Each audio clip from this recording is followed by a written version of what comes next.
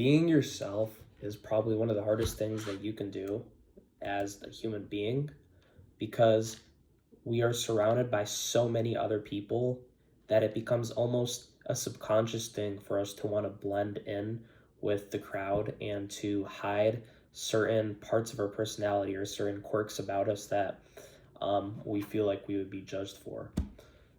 I truly don't believe that there is not a single person in this world who hasn't dealt with feelings of wanting to fit in, or the feeling that there's something about them that they might want to hide because they're nervous of revealing that side to their character.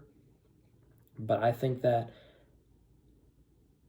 being yourself is one of the most important things, because if you're not yourself, you won't be able to have those truly genuine interactions with other people that you could have had if you were actually being genuine, if you were actually being yourself, if you were actually revealing who you truly are as a person. What I notice is whenever there's people that I know, say there's somebody that I meet and they seem really like cool, they seem just like any usual person. They don't seem like a very, I don't know, hyper person. But then I'll talk to their friends or the people that are close to them about that person, and they'll be shocked with how I describe them because they'll give me a completely different description of how that person was. Like if I met them and they seemed super nonchalant and cool and just quiet, their friends would tell me that they're some of the most loud and hyper people in the world. And then vice versa. If I met somebody that was super hyper, super extroverted, the people I would talk to them would say, oh no, this person's actually a very quiet, reserved person who isn't big on social interactions. And we develop this kind of a two-faced facade where when we're with people that are super close to us, like our partners, loved ones, family members, close friends, we reveal things about ourselves that we won't reveal when we are just out in the public. And I think there's a time and place, of course, for how you should act. Obviously, it's normal to, cuss more and use more like different types of language or words around your friends that might not be as appropriate to use when you are obviously in a business setting. So in that sense, obviously, yes, there are some things you shouldn't say, some things that you should resist when you're in a different setting. But if you are going out and you feel the need to act like you're a different person, act like you have the personality of somebody that's completely different from you, I think it's going to lead to excessive degree of burnout. I think it's something that I had a friend, and he kind of dealt with this himself, where he lived his life and people always told him he seemed very reserved, even though he was actually a very social person. It was more in the sense that when they talked to him, he was very unexpressive. If he was happy, his face looked monotone. If he was sad, his face looked monotone. His voice was very monotone, robotic, and his face, you couldn't tell how he was feeling or what he truly thought, because it was always so, it looked so gloomy or so inexpressive. You couldn't tell just by looking at him. But then over time, this person, he started to reveal different sides to his character. He started to act um, overly like a joker, and I think that a lot of these things, he had this internal clash where he wasn't able to truly figure out who he was, because he was constantly surrounded by other people who he felt like were always judging him. So he started to act like this and that. One day he would act like a complete joker. He would talk endlessly, annoy the people around him, make jokes that weren't even funny. And then another day he would be extremely quiet, and he'd just keep experimenting with this and that. And the whole time it was just so obvious to tell that this person wasn't being themselves, was trying too hard.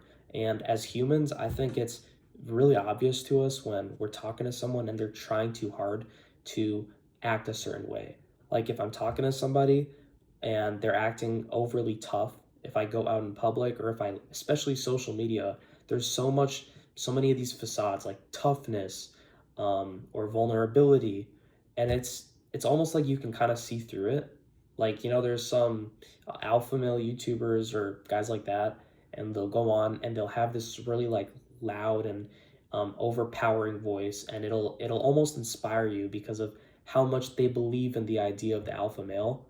And then over time, you're able to kind of see through it when you see so much of it. It's almost like they're trying way too hard to create this kind of a false persona that isn't actually there, isn't real. It's just something that's an illusion that they made to trick to trick society so that they can gain views, traction, to hide their own insecurities as people.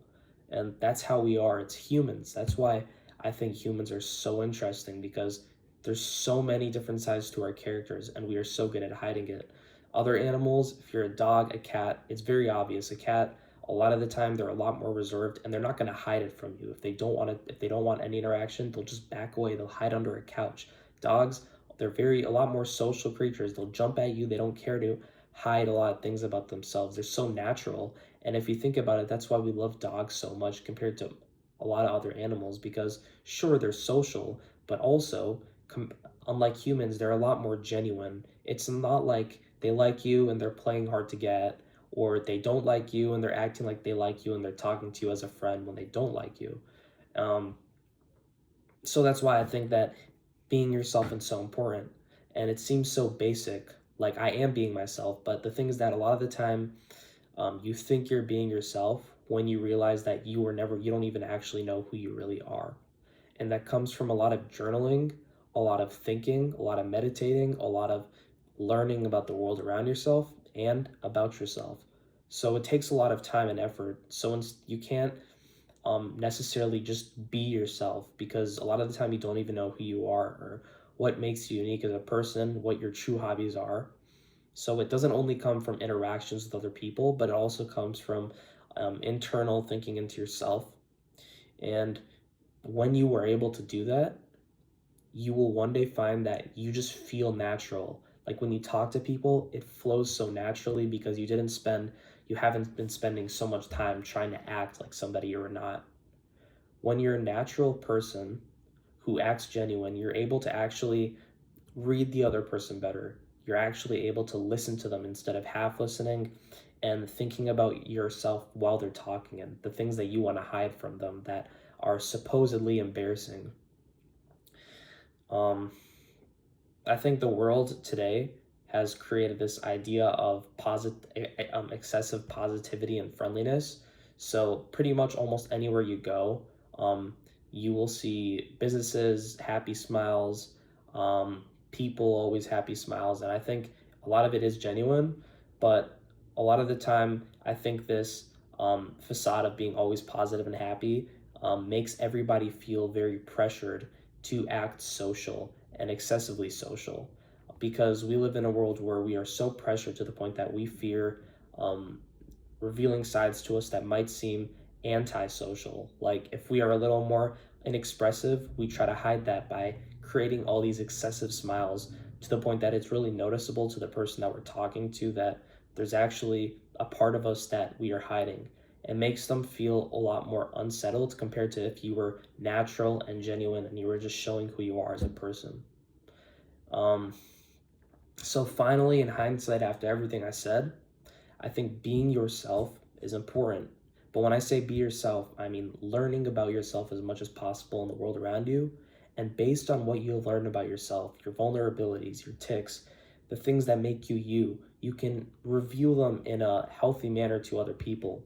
So for example, if you are a naturally a very humorous guy, don't feel the need to always hide it and act serious because you're afraid of making a joke that other people won't like. If you are a person who's very, very thoughtful and a lot more analytical, and you have to ask all the questions, even if it seems dumb, don't be afraid to ask all the questions, because if you resist it, you're going to regret it later on when there's things that you missed out on or things you didn't know. How'd you ask all those questions?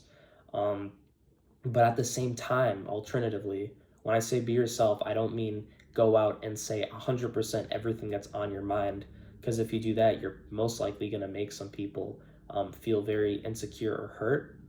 So again, I think it's a learning process for all of us. We're all humans, and I think it's an experience where we're never fully able to 100% develop ourselves to the point that there's absolutely nothing we're hiding. I think the more and more we learn about ourselves and the world around us, the more that we can be genuine as humans and natural, and the more we will able to draw other people towards us when we're having interactions with them.